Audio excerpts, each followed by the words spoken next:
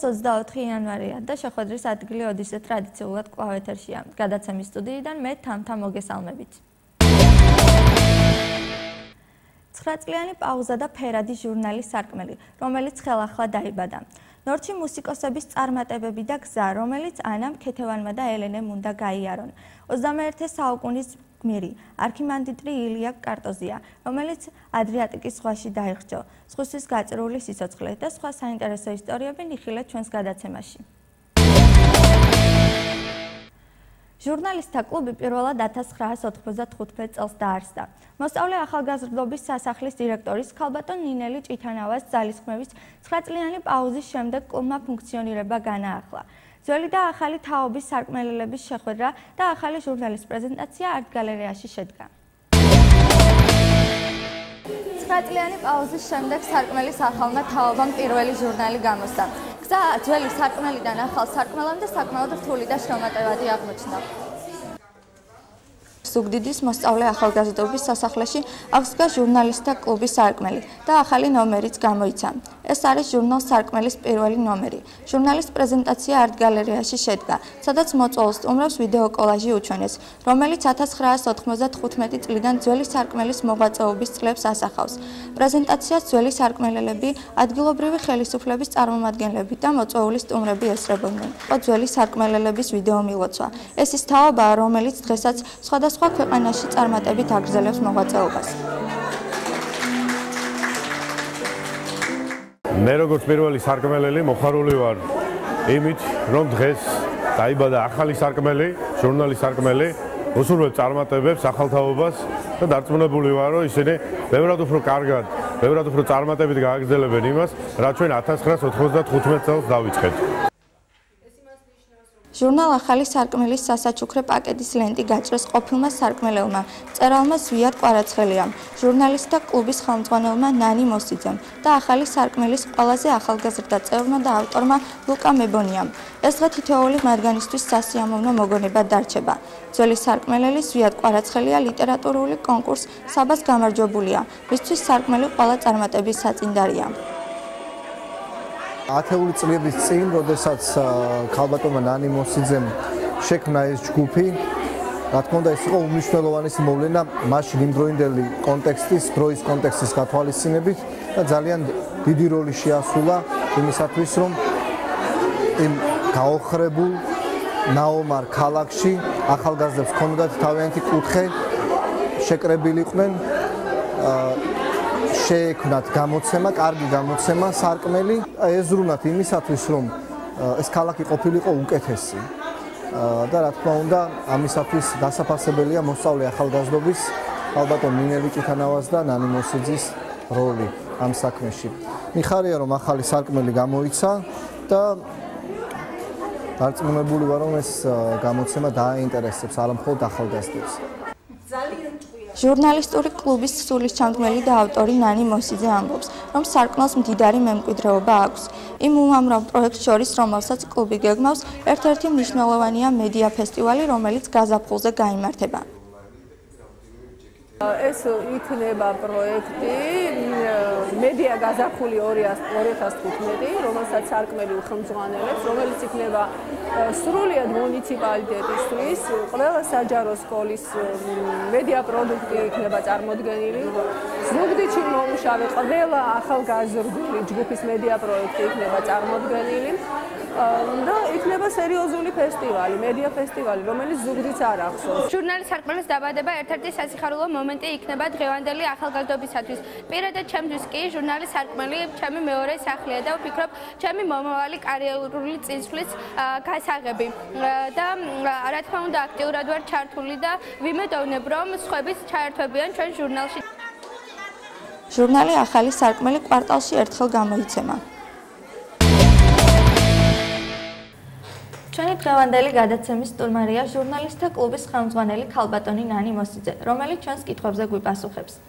ქალბატონო ნანი, გაიხსენეთ 1995 წელი და კლუბის შექმნის ისტორია. რა სირთულეები ახლდა მასთან? უპირველესად გეტყვით, რომ ძალიან სასიამოვნოა, რომ დღეს თქვენთან ვარ, თქვენს გადაცემაში. მინდა გითხრა რომ სანამ მოვდიოდი თამთან შენთან შენს გადაცემაში ყველა შენი გადაცემა ვნახე ძალიან ნასიამოვნები დავრჩი და დარწმუნებული ვარ რომ ძალიან ბევრი ზუგდიდელისთვის ძალიან ბევრი ღირსეული ზუგდიდელისთვის იქნება საინტერესო შეხვედრის ადგილი შენი გადაცემა და ტელეკომპანია ოდის წარმატებებს გისურვებ უპირველესად ახლა რაც შეეხება ჟურნალ სარკმელს. ჟურნალი სარკმელი წინამორბედი, როგორც აღნიშნეთ, არის გაზეთი სარკმელი მშვენიერი ისტორიით. ზღაპარსაც კი შესრულდებოდა სხვათა შორის ისეთი ისტორია აქვს. ერთხელ, ანუ მაშინ 1995 წელს, როდესაც ზუგდიდში კი არა საქართველოში, ყველაფერი იყო დანგრეული. ძმებმა ერთმანეთს იარაღი დაომიზნეს. თითქოს და მომავალი არ ჩანდა, თითქოს და ქვეყნის დასასრული დადგა. ამ პატარა ქალაქში, ერთ სკოლაში შეიქმნა შემოქმედთა ჯგუფი, სადაც ახალგაზრდები იკრიბებოდნენ და თავიანთ ლექსებსა და მოთხრობებს უკითხავდნენ ერთმანეთს. ამ ჯგუფს ხელმძღვანელობდა ფილოლოგი ქალბატონი ნინო ფიფია. ერთ-ერთ მორიგ შეხვედრაზე ქალბატონმა ნინომ დამპატიჟა მეც. სწორედ აქ ვნახე პირველი გამონათება სხვათა შორის ჩემთვის ზუგდიდში მომავლისკენ სწორედ ამ ბავშვებთან მოხდა. მაშინ გადავწყვიტე, იქნება და შეიძლებოდა ისეთი ტრიბუნი შექმნა ბეჭდვითი მედიის სახით, სადაც ეს ახალგაზრდები თავიანთ ნამუშევრებს წარადგენდნენ. ჩვენ ხო ვიცოდით, რომ ადრე ძირითადად უფროსები იბეჭდებოდნენ, გვახსოვდა რაღაც ესეთი საკმაწყილო გამოცემები, ნორჩილენელი, დილა, პიონერი, რაღაც ამდაგვარი, მაგრამ ეს იქნებოდა უფრო სხვა, უფრო ლაღი, ყოველგვარი ცენზურის გარეშე. და ასეთი გამოცემის შექმნის შესახებ ჩემი სურვილი და ჩემი ფიქრი გავზიარე მოსწავლე ახალგაზრდობის სასახლის დირექტორს ქალბატონ ნინელი ჭიტანავას. კითხვის ნიშანი არ დასმულა, შევძლებდით, ვერ შევძლებდით, შეიძლებოდა, არა, დათანხმდა პირდაპირ, რომ ჩვენ ამას გავაკეთებდით. მართლაც და ნელ-ნელა შეიკრიბა სარკმელის ჯგუფი, შედგა ჟურნალისტთა კლუბი. ჯერ ერთი იყო, მერე ორი, მერე სამი, მერე 20 და მერე 4 ჯგუფი ერთად, ძალიან საინტერესო ჯგუფები, ძალიან საინტერესო ახალგაზრდებით. ჰქონდა თავიანთი სხვათა შორის სატელევიზიო კლუბიც, თავიანთი დამატებებიც, თვეში ერთხელ გარკვეული პერიოდი გამოსცემდნენ გაზეთ სარკმელს. ეს გაზეთი ვრცელდებოდა სკოლებში, თვითონ სარკმელებს მიქონდა, თვითონ ყიდიდნენ, ამ შემოსავლებით მორიგ გაზეთს ვაკეთებდით. და საკმაოდ საინტერესოდ ცხოვრობდით. ჩვენ მაშინ ყურადღება არ მიგვიქცევია და თურმე გაზეთი სარკმელი იყო ერთადერთი საკმაწყილო გაზეთი სრულიად საქართველოში. რა თქმა უნდა, იმ არეულობებისა და იმ ომის შემდეგ, სამოქალაქო ომის შემდეგ, რომელიც საქართველომ გადაიტანა.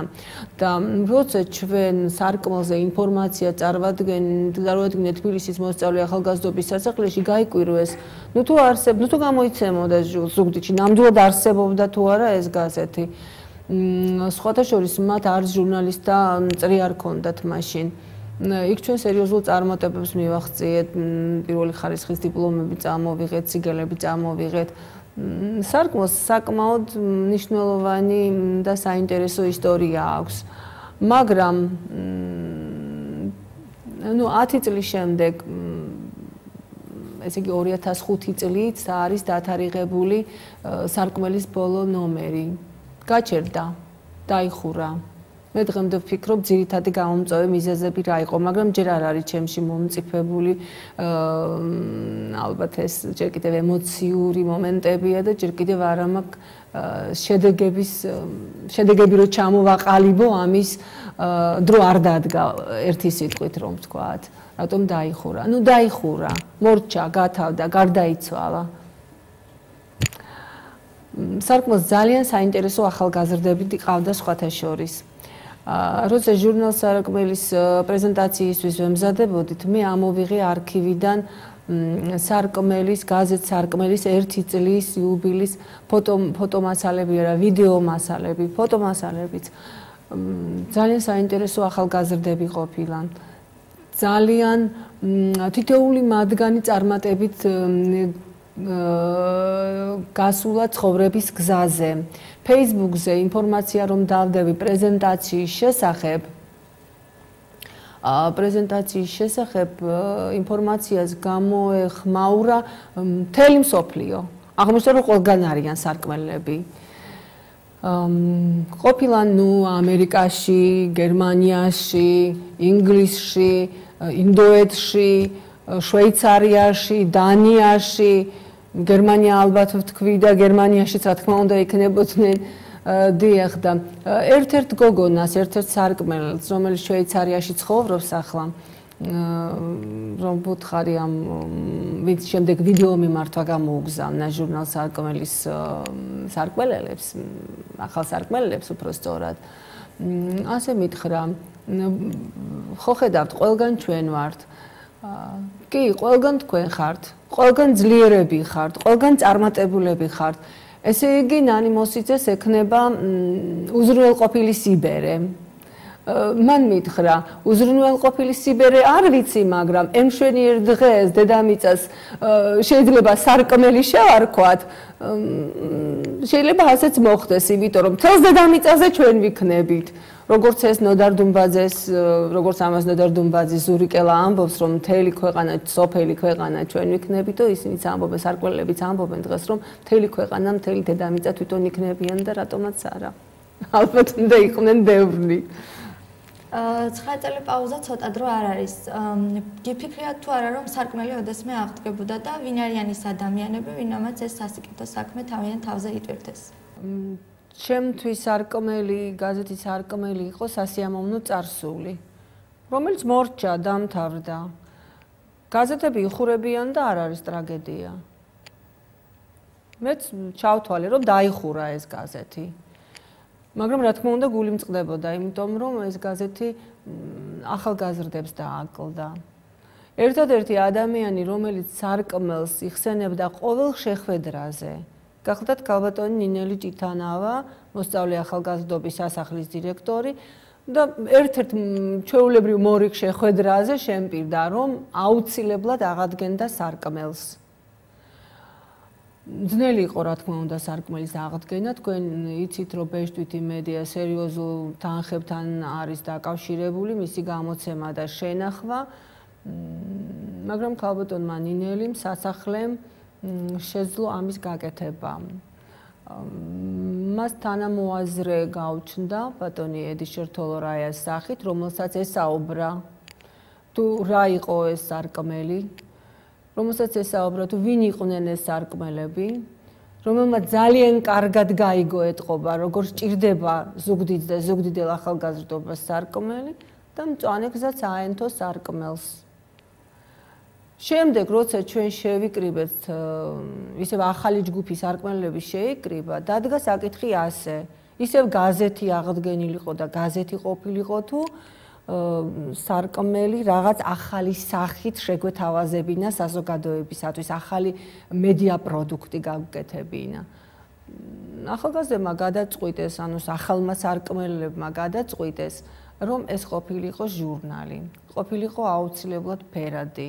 ისინი ფიქრობენ, რომ ჟურნალი არის უფრო რეიტინგული, ახალგაზრდული ჟურნალი ახალგაზრდებისთვის უფრო რეიტინგული იქნებოდა. შევთანხმდით და გამოიცა. დაიბადა ახალი სარკმელი. ჩემთვის ის არ არის მარტო მედია პროდუქტი, მარტო რაღაც გამოცემა, რაღაც ფურცლები. ჩემთვის ის გახლავთ ადამიანი, ზუგდიდელი მოქალაქე, რომელიც წლების წინ დაიბადა, შემდეგ წავიდა ზუგდიდიდან და საქართველოდან და დაბრუნდა 10 წლის შემდეგ და ახლა დადის ზუგდიდის ქუჩებში. შედის თითოეული ზუგდიდელის ოჯახში. უკვე მყავს მას ოპონენტები, სხვათა შორის, რომლებიც კითხვის ნიშნის ქვეშ სვამენ მის დიზაინს, ანუ მის ჩაცმულობას მის შლიაპას, მის კაბას, რატო აცია ამ ფერში, რატომ ლაპარაკობს ასე ამ ხმაზე, ასე თამამად, ან ასეთი სიტყვებით, ანუ მის შინაარსზე მაქვს უკვე საუბარი. სხვათა შორის ეძებენ შიგნით კორექტურას, შეცდომებს, რომელიც სხვათა შორის ხანდახან ალამაზებს კიდეც გაზეთს. მკითხველი რო კითხულობს, არა ხანდახან კორექტურაც უნდა შეხვდეს, რომ რაღაც დაინტერესდეს და გააგრძელოს კითხვა. ასე რომ ახალი სარკმელი უკვე პოპულარულია. მოსწონთ თუ არ მოსწონთ პოპულარულია, არ მოსწონთ ესე იგი პოპულარულია. ესე იგი სიცოცხლის უნარიანია და ეს ძალიან სასიამოვნოა ჩემთვის. და მე ახლა ახალი სარკმელელების სახელით, რომლებიც არიან ძალიან ნიჭიერები, მადლობას ვეთქვი იმ ადამიანებს, ვინც იზრუნეს ამ გამოცემის შექმნისათვის. სარკმელის არსებობას ძალიან დიდი მნიშვნელობა აქვს, თამთა და ეს მინდა აქ გავაჟღერო. საერთოდ სასახლე, მოსწავლე ახალგაზრდობის სასახლის ძირითადი მისია, სადაც დღეს ზუგდიდის კოლორიტები არიან თავმოღრილი, არის რომ განავითაროს ქალაქში არაფორმალური განათლება. ჩამოაყალიბოს და ჩამოუყალიბოს საზოგადოებას აქტიური მოქალაქე. დღეს საუბარია იმაზე, რომ საქართველოს გადაარჩენს აქტიური სამოქალაქო საზოგადოება. სწორედ ამ აქტიური სამოქალაქო საზოგადოების ჩამოყალიბება არის სასახლის ძირითადი მისია. და აქტიური სამოქალაქო საზოგადოება ვერ იარსებებს სამოქალაქო ჟურნალიზმის განვითარების გარეშე და სარკმელი სწორედ სამოქალაქო ჟურნალისტიკის განვითარებას შეუწყობს ხელს. თაობები იცვლებიან, როგორია ახალი სარკმელელების განწყობა? მე მგონია, რომ ისინი განსაკუთრებული ბავშვები არ არიან, ჩვეულებრივი ბავშვები არიან, მაგრამ განსაკუთრებული მისწრაფებები და სურვილები აქვთ. ძალიან ჭკვიანები არიან. დღეს ყველა ბავშვი ჭკვიანია. აუცილებელი ინფორმაცია მათ რასაც ჩვენ რის შეძენასაც და დაგროვებასაც ჩვენს ბავშვობაში და ჩვენს ბავშვობაში წლებს ვანდომებდით, მე მგონი დედის მუცლიდან გამოყვათ. ძალიან საინტერესოები არიან. მე ვფიქრობ, რომ თითოეული მათგანი შეიძლება უკვე ვთქვათ, რომ არის ჩვენი ქალაქის სახე. თითოეული მათგანი მოტივირებული ახალგაზრდა. მათ იციან რა უნდათ. საერთმიდიან, რისთვის იღწვიან. ასე რომ ეს ძალიან საინტერესოა. ქალბატონო ნანი, სამომავლო რა გეგმები გაქვთ? სარკმელს საინტერესო პროექტები აქვს სხვათა შორის. ჩვენ ძალიან მალე თუმცა შეიძლება ითქვას ჩვენ ამ წუთას გავახმოვანებთ პრეზენტაციაზეც ვილაპარაკეთ ამაზე, მაგრამ ამ წუთას ოფიციალურად გავახმოვანებთ ჩვენს პირველ პროექტს. ეს არის მედია გაზაფხული სარკმელი 2015. ამ პროექტს მოსწავლე ახალგაზრდობის სასახლე და სარკმელი განახორციელებს გაზაფხულზე, ალბათ მარტის ბოლოსკენ. ეს იქნება მედია ფესტივალი. მედია ფესტივალი ღიაცის ქვეშ, სადაც მონაწილეობას მიიღებს ყველა საჯარო სკოლის მედია ჯგუფები და ახალგაზრდული მედია ჯგუფები მიიღებენ მონაწილეობას. წარმოადგენენ თავიანთ მედია ნამუშევრებს, სხვათა შორის კედლის გაზეთიდან დაწყებული. შეუძლიათ კედლის გაზეთი წარმოადგენონ და ნაბეჭდი ჩვეულებრივი ბეჭდვითი პროდუქცია წარმოადგენონ. იქნება ძალიან საინტერესო პრიზებიც. საინტერესო იქნება ალბათ ამ პროექტის პირველი ნაწილი. ანუ მედია პროდუქტების გამოცემისთვის მზადება, რომელშიც აქტიურად ჩაერთვება სარკმელი და სარკმელები. ჩვენ მოვიწვევთ ყველა სკოლის სარედაქციო კოლეგიებს და პატარა კონსულტაციებს გავუწევთ თუ როგორ უნდა წარმოადგინონ და რა უნდა წარმოადგინონ მათ ამ ფესტივალზე. გარდა ამისა, გასართობი პროგრამებიც იქნება ჩართული, სასახლეს რა თქმა უნდა, ეს დიდი ოდენობით გააჩნია, საუკეთესო სიმღერები, საუკეთესო ცეკვები და ერთი ლამაზი დღესასწაული ელოდება ზუგდიდს უახლოეს ხანებში. ანუ გაზაფხული დადგება და საუკეთესო პროექტი შესრულდება ღიაცის ქვეშ. კიდევ მინდა მე ვისარგებლო შემთხვევით თქვენი ეთერით თამთა და საზოგადოებას, რომელიც დაინტერესებულია სარკმელით და საერთოდ ჟურნალისტთა კლუბის საქმიანობით, მივაწოდო ასეთი ინფორმაცია, რომ სარკმელი განახორციელებს უпростоრად ჩაატარებს შაბათის გაკვეთილებს, სარკმელი შაბათის გაკვეთილებს. მიზნობრივი ჯგუფი იქნება ყველა ის ახალგაზრდა, რომელიც ცხოვრობს სოფლებში და რომელთაც როგორც სხვა სარკმელელებს ქალაქში გაკვეთილების შემდეგ არ შეუძლიათ სასახლეში მოსვლა და სარკმელელებთან ერთად პუბლიცისტიკაზე ფიქრი და საუბარი.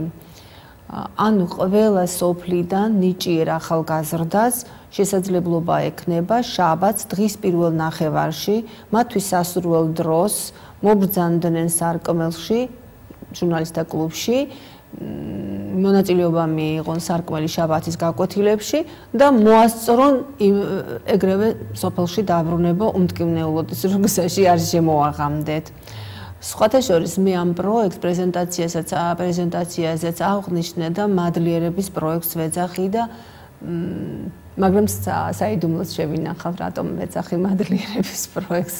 შემდეგ დრო და დრო ამასაც გავხსნით. კიდევ ფიქრობ სარკმელი უცხოენოვანი გვერდები ჩაამატოს გამოცემაში. სარკმელები რა თქმა უნდა, როგორც დღეს ახალგაზრდების უმრავლესობა, რამდენიმე უცხო ენაზე საუბრობენ და არც მათ სარკმელებს ანუ არ გაუჭირდებათ სხვა ენაზე შეასრულონ თავიანთი პუბლიკაციები. და არაერთი საინტერესო პროექტი ალბათ, რომელსაც ახლა ერთბაშად რომლის წარდგენა იქნება და ადრეა უბრალოდ. ვერ ვიხსენებ კი არა, უბრალოდ ადრეა მათი წარდგენა ჯერ. ძალიან დიდი მადლობა ქალბატონო ნანის სტუდიაში მობრძანებისთვის და საინტერესო საუბრისთვის. მე მჯერა რომ სარკმელი იქნება ყველა თაობის ადამიანისთვის ძალიან საინტერესო და საყვარელი ჟურნალი და მე წარმატებებს გისურვებთ. წარმატებები თქვენ და მადლობა მოწვევისათვის. მადლობთ. ანა შაფათავა, ქეთევან გერლიანი და ელენე ჩიქოვანი. პატარა მუსიკოსები, რომლებსაც წინ საკმაოდ რთული გზა აქვთ გასავლელი და პედაგოგი, რომელიც მათ ოცნებების ასრულებაში ეხმარება. მარინა გორდაძისა და მისი წარმატებული მოსწავლეების ისტორია ნახეთ სიუჟეტში. ქეთევანი ანა და ელენე მუსიკის სიყვარულმა გააერთიანა. მათ ოცნებას გახდნენ წარმატებულები, ფრთებს ასხამს მათი პედაგოგი მარინა გორდაძე. სწორედ მისი დაუღალავი შრომის შედეგია, რომ მისი მოსწავლეები საქართველოს თუ მის ფარგლებს გარეთ გამართულ საერთაშორისო კონკურს ფესტივალებზე წარმატებებს აღწევენ და დიდი მუსიკოსების ყურადღებას იპყრობენ. ქეთევანი საგუნდო სამუსიკო სკოლის მოსწავლეა. 4 თვიანი სწავლების შემდეგ ის სცენაზე აღმოჩნდა. მან პროფესორ ნინო ქათამაძის დიდი მოწონება დაემსახურა და მისი მასტერ კლასებიც გაიარა. მე ძალიან მიყვარს მუსიკა და ბევრ ხანს ვსწავლობ. ამაში მეხმარება ჩემი მარინა მასწავლებელი. მარტში მივდივარ თბილისის კონკურსზე. მე ძალიან მიყვარს მუსიკა და მინდა რომ წარმატებული ვიყო. ანა შაფათავა ქალაქის ნომერ 1 სამუსიკო სკოლის მე-4 კლასის მოსწავლეა. მან გასული წლის ივლისში ბათუმში ელისო ბოლქვაძის მიერ ჩატარებულ საერთაშორისო კონკურსზე ჟიურის მოწონება დაემსახურა და ნორჩი ტალანტების კონცერტისთვის შერჩეულ გამარჯვებულ კონკურსანტთა შორის აღმოჩნდა. ჩვენ მარინა მასწავლებლის მოსწავლეები შევიკრიბეთ და ერთად ვზეიმობთ ამ წარმატებას. მე ვიყავი ბათუმში ელისო ბოლქვაძე მომისმინა და მას რომ მოვეწონა გამიყვანა კონკურსზე. მე ასევე ვიყავი თურქეთში, რომელშიც მივიღე დიპლომი. ჩემთვის ძალიან კარგია რომ უკრა ფორტეპიანოსი და უფრო ძალა მემატება რომ დავუკრა კარგად. 12 წლის ელენე ჩიქოვანი ელისო ბოლქვაძის საქველმოქმედო ფონდის მხარდაჭერით გასული წლის აპრილში პარიზში აღმოჩნდა, სადაც ფრანგი კომპოზიტორისა და პედაგოგის, საზოგადო მოღვაწის მიშელ სონის მასტერ-კლასები გაიარა და მისი მოწონება დაიმსახურა. ვსწავლობ ევგენი მიქელაძის სახელობის მუსიკალურ კოლეჯში და ვარ მეხუთე კლასელი. ყველაფერი დაიწყო აქედან. აქ მე პირველად მივიღე მონაწილეობა ფესტივალში. შემდეგ კი ვიყავი ერევნის კონკურსზე, სადაც ავიღე მესამე ადგილი. შემდეგ კი ვალერიან შიუკაშვილის კონკურსზე, სადაც ასევე მესამე ადგილი მივიღე. განსაკუთრებულად მახსენდება აჭარაში ჩატარებული კონკურსი, სადაც სიმფონიურ ორკესტრთან რეპეტიციის გავლის გარეშე მომიწია დაკვრა. 2013 წელს ვიყავი თბილისის საერთაშორისო კონკურსზე, სადაც ურთულესი მოთხოვნები იყო. ამჟამად ვსწავლობ თბილისში და ძალიან ბევრს მეცადინეობ. მუსიკა ჩემთვის არის ყველაფერი, როცა მეცადინეობ, ის ძალიან დიდ სიამოვნებას მგრის. ჩემი მიზანია რომ გავხდე პიანისტი. მარინა გორდაძეს უამრავი წარმატებული მოსწავლე აღუზრდია. მათ შორის ერთ-ერთი გამორჩეულია ელენე ჩიქოვანი. ამბობს, რომ ელენე ფაქტიურად მისი გამოძერწილია. ელენე ჩემთვის ძალიან განსაკუთრებულია, თუმცა ყველა მოსწავლე ერთნაირად ძალიან მიყვარს, იმიტომ რომ ყველას თავისი საკუთარი გააჩნია. მაგრამ ელენესთან განსაკუთრებული იმიტომ არის, რომ აი ამ პერიოდში დაიწყო კლასიკურმა მუსიკამ აღმავლობა და დაიწყო ფესტივალები, კონკურს ფესტივალები, რომელიც იყო დაინტერესება უკვე ბავშვის მოწამლა კლასიკური მუსიკით, ასე ვთქვათ. და ელენე მომენტო და ჩემი ყოველი რჩევა მისთვის გახდა მისაღები. და აი ამ პერიოდში ჩვენ ყოველდღიურად ვატარებდით, აი 4 წლის მანძილზე ყოველდღიურად 4 საათს ვატარებდით ერთად. და ზაფხულის პერიოდში ეს უკვე 8 საათამდე გრძელდებოდა. და ამდენად ელენეს წასვლა მართალი რო გითხრათ ძალიან გამიჭირდა, იმიტომ გამიჭირდა რომ ის ჩემი სულის ნაწილი გახდა ამ წლების მანძილზე და თუმცა მიუხედავად იმისა რომ გამიჭირდა იგი ისეთივე დოზით ძალიან მიხარია, იმიტომ რომ ის ისეთ საზოგადოებაში არის რომ და ისეთი მომავალი შეიძლება ექნეს მას რომ ეს ჩემთვის ძალიან სასიხარულოცა, საამაყოცა და რომ მისი წარმატების ჩამოყალიბებაში ერთი აგური მეც რო დავდევი, ეს ჩემთვის ძალიან დიდი საამაყო არის. მე ნამდვილად მიამაყება ის ჩემი მოსწავლეები, იმიტომ რომ ეს ბავშვები არიან, რომლებიც თამამად შემიძლია ვთქვა, რომ ნებისმიერ მსოფლიო მუსიკოსს შემიძლია ვაჩვენო ნამუშევარი, იმიტომ რომ ვიცი რომ მოწონებას დაიმსახურებს, იმიტომ რომ ამ საქმეს კეთილსინდისიერად ვიმსახურები. ჩემთვის ყველაფერში აკადემიური დონე არის უმთავრესი და სხვანაირად არ შემიძლია მუშაობა და იგივეს ვიტყვი ბავშვებისაგანაც. და მინდა გითხრათ, რომ ეს ბავშვები, აი ესეთი პატარები უკვე მომყვებიან და მათ მართლაც შეუძლიათ ის რაც თქვეს, რომ ბევრს მეცადინეობენ, ეს ნამდვილად სინამდვილეს შეესაბამება და მათ ნამდვილად არ უჭირთ საათობით ჯდომა ინსტრუმენტთან და ეს არ არის იძულების წესით, ეს არის სიამოვნება, ამ მუშაობაში სიამოვნებას ღებულობენ ეს ბავშვები. და ვუსურვებ, რომ აი ეს რაც მათ თავის თავს მოუსურვეს, რომ იყვნენ წარმატებულები, იგივეს მოусურვებდი მეც მათ და დარწმუნებული ვარ, რომ ასეც იქნება. ანას ქეთევანს და ელენეს ჯერათ, რომ აუცილებლად მიაღწევენ მიზანს და იქნებიან წარმატებულები.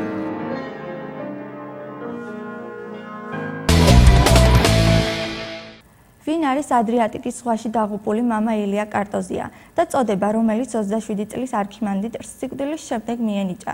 ჩვენი დროის გმირის ტრაგიკული ისტორია. ნახეთ ლევან კალანდიას სიუჟეტში. ამის სიუჟეტზე ფიქრი ტრაგედიიდან ცოტა ხანში დავიწყეთ, თუმცა ამ დრომდე ვფიქრობდით, საიდან დაგვიწყო, როგორ გაგვიკეთებინა, ვინ ჩაგვეწერა. სურვილი ჰქონდა მამა ილიას ბავშვობაზე, მის სასულიერო ცხოვრებაზე, აქამდე უცნობ დეტალებზე გესაუბრა. ნახეთ და მოვისმინეთ მისი მეგობრების, ახლობლების, მისი პედაგოგების და რაც მთავარია, მისი მოძღვრის, მამა გიორგის მოგონებები. ჩვენ მოგიყვებით მისი ხანმოკლე სიცოცხლის, თუმცა დიდი სასულიერო ცხოვრების ისტორიას. ჩვენ მოგიყვებით ტრაგიკულ დღეზე და იმ გმირებაზე, რომელსაც სხვისთვის ნაჩუქარი სიცოცხლე ჰქვია. მამა ილია ერისკაცობაში ომარი კარტოზია სოხუმში დაიბადა. დედა ყავდა იქაური. ბავშვობიდან გამორჩეული იყო სიდინჯით და აზროვნებით. როგორც ახლობლები ყვებიან, იუმორის საოცარი გზნობითაც გამოირჩეოდა. ზუგდიდის მეოთხე საჯარო სკოლა დაამთავრა. ამ სკოლაში ყველას ახსოვს მისი სწავლის პერიოდი. მამა ილია კარტოზიას შესახებ ემოციების გარეშე ვერ ყვებიან მისი მასწავლებლები, თუმცა საუბარში გზნობ, რომ ისინი ამაყები არიან არქიმანდრიტის სასულიერო მოღვაწეობით და გმირობით. სკოლაში თავიდან იყო ჩვეულებრივი ბავშვი, როგორც ყველა ბავშვი, ცელქი რაღაც ასე, მაგრამ აი რაც სტიქაროსანი გახდა, ისეთი მოკრძალებული, რაღაც აი თითქოს და უკვე თავიდანვე ეთყობოდა მას, რომ აი ამ გზას აირჩევდა. და ჩემთვის მოულოდნელი არ ყოფილა, როდესაც მან გადაწყვიტა ესწავლა საფარაში სემინარიაში გაეგრძელებინა სწავლა. ძალიან ამაყი ვიყავი იმით, რომ მან ეკლესიური ცხოვრება აირჩია, მაგრამ არ მეგონა თუ ბერად აღიკვეცებოდა. თანაც 18 წლის ასაკში ჩემთვის ეს იყო ძალიან მოულოდნელი და როდესაც ეს ამბავი გავიგე, თავი ვერ შევიკავე იმდენად განვიცადე, რომ იცით რატო განვიცადე, მეგონა რომ 18 წლის ასაკში ის ჯერ არ იყო მზად ბერობისთვის. წავედი მამას გიორგისთან მინდოდა მისვლა ჩემს მოძღვართან. მამა გიორგი არ დამხვდა, ვტიროდი, არ ვიცი რა მატირებდა, არ ვიცი და მამა გალაქტიონი შემხვდა და მითხრა რა გატირებსო და მე ვუთხარი ასე ბიკო აღიკვეცა მეთქი ბერა და როგორ შეიძლება 18 წლის ასაკში შეიძლება რომ ჯერ იყო იმზად ამისთვის მეთქი და როგორ არა მე მითხრა რომ მამა ისაკიო ისო მისი მოძღვარი იყო მონასტერში ამას ისე არ გადაადგმებინებდა ამ ნაბიჯის რომ ესეთი ძლიერი არ ყოფილიყო რწმენაში ჩემთვის ეს თავიდან იყო წარმოუდგენელი რომ 18 წლის ასაკში ჩვენი პატარა ბიკო მამა ილია ეს მზად იქნებოდა ამისთვის აი ძალიან ამაყი ვიყავ როცა 23-24 წლის ასაკში არქიმანდრიტის ხარისხი აიყვანეს სკოლიდან ვიყავით ექსკურსიაზე წასული სვეტი ცხოველში და ვერ წარმოიდგენ რა მხელა სიამაყეა როცა საქართველოს უპირველეს ტაძარში ჩემთვის სვეტი ცხოველი ყოველთვის უპირველეს ტაძარი იქნება სადაც ამდენი წმინდანია დასაფლავებული შენი სკოლის მოსწავლე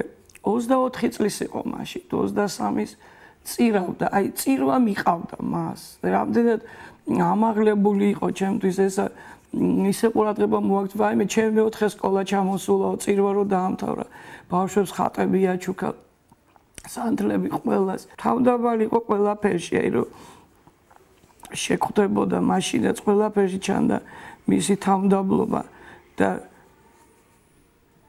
აი როდესაც არ ვიცი მე ვერ წარმოვედგინა მისი ესეთი აღსასრული და ვერ დავიჯერე რომ მითხრეს პირველად ნათიაბ რომ მითხრა მე მგონი მართალიო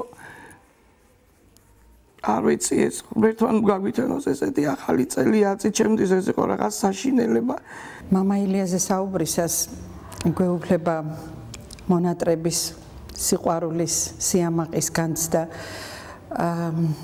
ძალიან ძნელია დღეს მასზე საუბარი წარსულში მამა ილია ჩვენი სკოლის ერთ-ერთი საყვარელი საუკეთესო მოსწავლე იყო ბავშვობაში იყო ჩვეულებრივად ცელქი არ გამოირჩეოდა თანატოლებისაგან რაიმე განსაკუთრებული თვისებებით იყო ტოლერანტული უყვარდა თანატოლები სამართლიანი იყო თანატოლებთან ურთიერთობაში ერთდროულად რაღაც წინააღმდეგობრივი ბუნების ბავშვი იყო ცელქი თამამი და ამავე დროს გულჩათხრობილი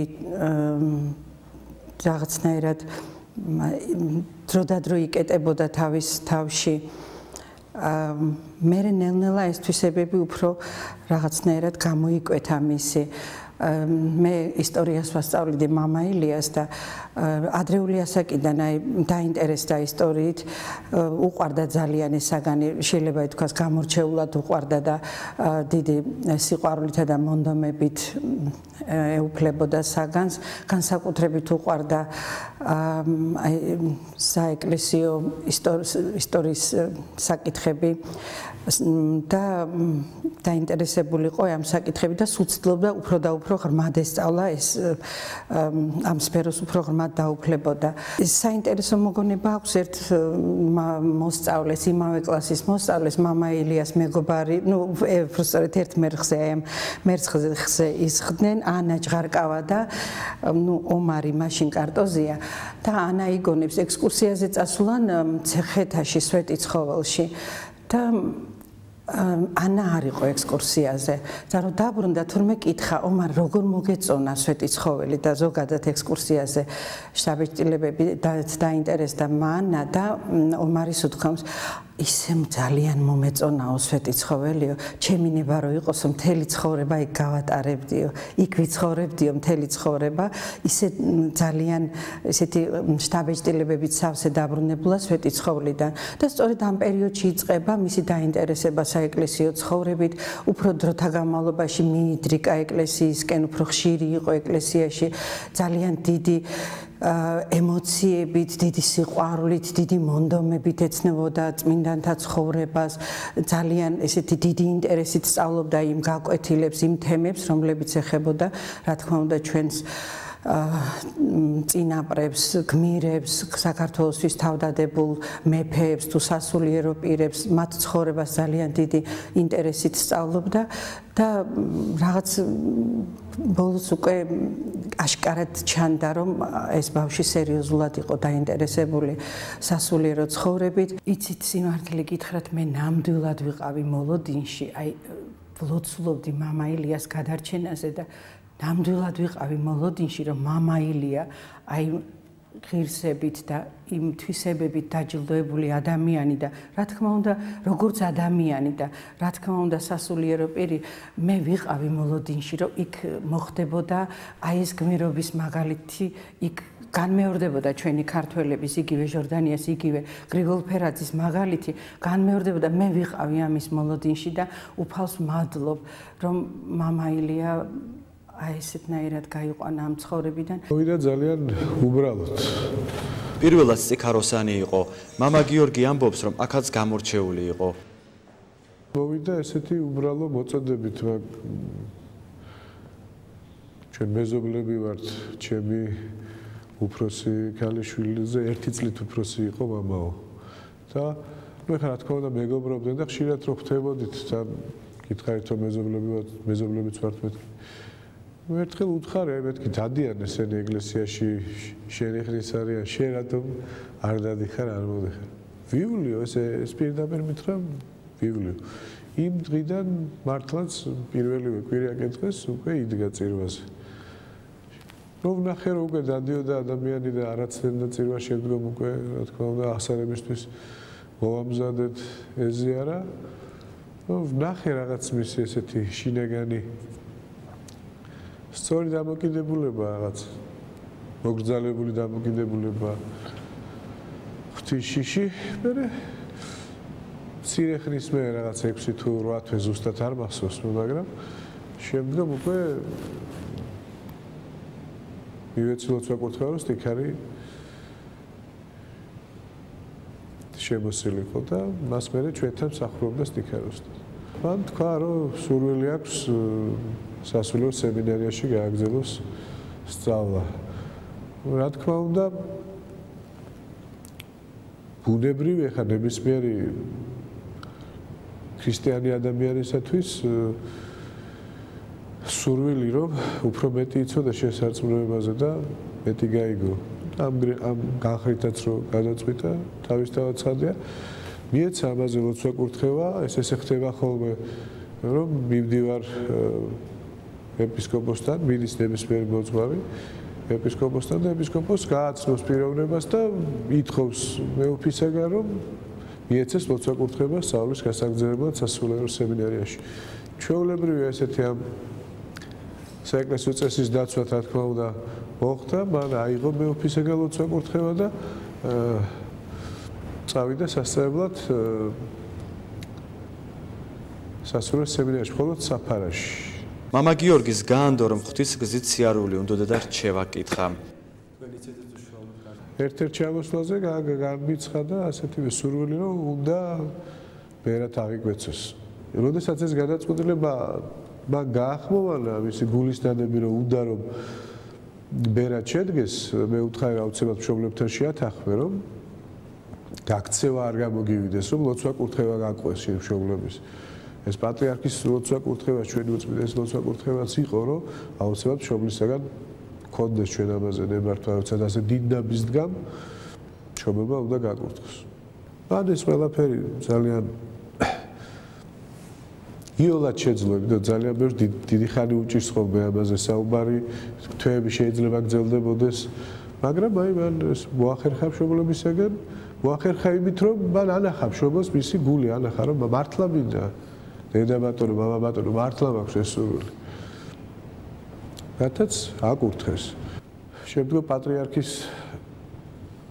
ლოცვა კურთხევით გადაყვანილი იქნა იქ ერთ პატარა დედათა მონასტერში და მას შემდეგ იყო უკვე დადგენილი დავით აღმაშენებლის მშენებარე მონასტრის წინამძღვრად და 2010-ში უკვე არქიმანდრიტის წოდება მისცა, წოდებით დააჯილდოვა პატრიარქ. მაშინაც გმირობაზე არ უფიქრია 2008 წლის საქართველოს ყველაზე მძიმე აგვისტოში დაჭრილების გადმოსაყვანად ცეცხლმოკედებულ ქალაქში უშიშრად რომ შევიდა. არც სიცოცხლეზე უფიქრია დაჭრილების და მიცვალებულების გადმოსაყვანად მძიმე შრომა გასწია. ტრაგედია 28 დეკემბერს დატრიალდა. მამა ელია კარტოზია პატრიარქის ლოცვა კურთხევით მრევლთან ერთად ბარიში წმინდა ნიკოლოზის სახელობის ტაძრის მოსალოცად მიემგზავრებოდა. ადრიატიკის ზღვაში ბორან ნორმან ატლანტიკზე 422, მათ შორის საქართველოს 8 მოქალაქე იყო, ერთი ბავშვი და ფეხმძიმე ქალი. საბერძნეთის სანაპიროსთან ბორანს მოულოდნელად ცეცხლი გაუჩნდა. გადარჩენილების თქმით ცეცხლი ღამით გაჩნდა. ამ დროს მგზავრებს ეძინათ. ხალხის ევაკუაცია გემზე ცეცხლის გაჩენის მომენტიდან დაიწყო.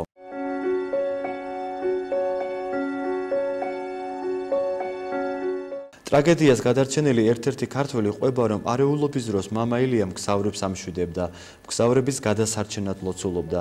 სამაშველო ნავებზე მგზავრებს გადასვლაში ეხმარებოდა და მოუწოდებდა პანიკას არ აყოლოდნენ.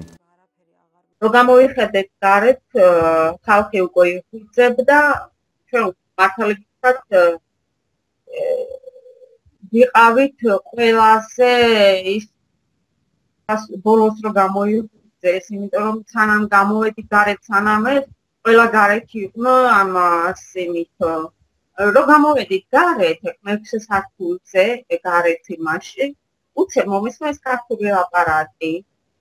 მივიხედეთ ეს რაღაც ჯგუფისავით იყო და წინა და მამაო და მიმიქცია ყველაფერს, იმიტომ ჩემთვის გავიფიქრე მის რამდენად ახალგაზრდა მეცი და რომ ძალიან განიცდიდნენ რა ხდებაო, რა მოხდაო, იმიტომ რომ ჩაიხედავდი მას 3 სართულისკენ, იმდენად საშიშროება ხდებოდა ცეცხლი და ყვამლი, ცეცხლი, ყველაფერი ერთად, ხალხი რომ ძალიან არეული იყოს, რომ მოვუბრუნდით უკან, უკვე არც ერთი ვერ ნახე ეს ქართველები.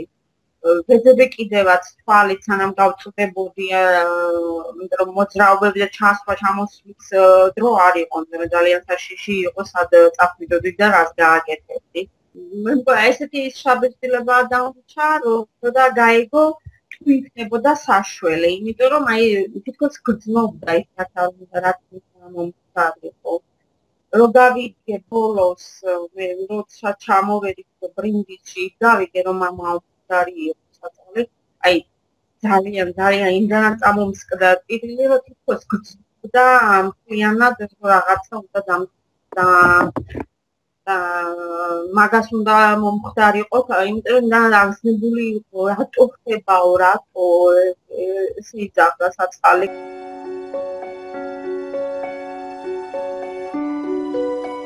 მამა ილია კარტოზიამ გემზე დედაშვილი ნახა და სამაშველო ნავზე მისი ადგილი მათ დაუთმო. თვითონ კი ცეცხლმოკიდებულ გემზე დარჩა. მოგვიანებით როცა მისი რიგი დადგა, სამაშველო თოკი გაწყდა და მამა ილია წყალში ჩავარდა. ვიღაცამ სამაშველო ჟილეტი გადაუგდო, მაგრამ ზღვის ღელვის გამო მამა ილია მასთან მისვლა ვერ შეძლო. არქიმანდრიტი ზღვამში თანქა. მამა ილია ცხედარი ზღვამ ქალაქ ლეჩესთან გამორიყა. ნაპოვნია ზოგჩანთა, სადაც წმინდა ნაწილებსა და ხატებს ინახავდა. სასწაულია, ბერს თორმე თმაში ჰქონდა შერჩენილი ჯვარი. მეიქიდან ჩამომასვენებენ, აი აქ, ამ დიდი ლოდის წინ დამასაფლავეთ. ყველას უთხარით, რომ ეს ჩემი სურვილი იყო. ეს სიტყვები მცხეთის ზავით აღმაშენებლის სახელობის მამათა მონასტრის წინამძღვარს, მამა ილია კარტოზიას საქართველოდან გამგზავრებამდე ბერებთან და მორჩილებთან უთქვამს. მაშინ მისი სიტყვებისთვის ყურადღება არავის მიუქცევია. ხუმრობა ეგონათ. სამწუხაროდ ცოცხალი მართლა ვეღარ დაბრუნდა საქართველოში. მამა ილია ცხედარი საქართველოში კვირას 18 იანვარს ჩამოასვენეს და სამების საკათედრო ტაძარში დაასვენეს. სამების ტაძრიდან ბერის ცხედარი მცხეთაში, სვეტიცხოვლის ტაძარში გადაასვენეს. საქართველოს პრეზიდენტმა გიორგი მარგველაშვილმა მცხეთის დავით აღმაშენებლის სახელობის მამათა მონასტრის წინამძღვარი არქიმანდრიტი ილია კარტოზია სამაგალითო სამოქალაქო თავდადებისა და გმირობისთვის დააჯილდოვა. მამა ილია მცხეთაში დავით აღმაშენებლის სახელობის მამათა მონასტრის ეზოში დაკრძალეს. მას ძალიან ყვარები აქაურობა. მისი მეგობრები ამბობენ, რომ უმეტეს დროს სწორედ ამ ტაძარში ატარებდა. მამა ილიას დედა და ძმა დარჩა. ამჟამად არქიმანდრიტის მშობლიურ სახლში სიცარიელია. მცხეთის დედათა მონასტრის დედაოების თხოვნით მამა ილიას დედა 40 დღის განმავლობაში მონასტერში დარჩება და შვილის სულისთვის ილოცებს. საქართველოს ყავს გმირები, რომელთა მხრებზეც მისი წარსული, აწმყო და მომავალი დგას. ერთ-ერთი მათგანი მამა ილია კარტოზიაა. შეხვედრის ადგილი ოდიშზე ამით დასრულებულია. ჩვენ ერთი კვირით გემშვიდობებით. ნახვამდის.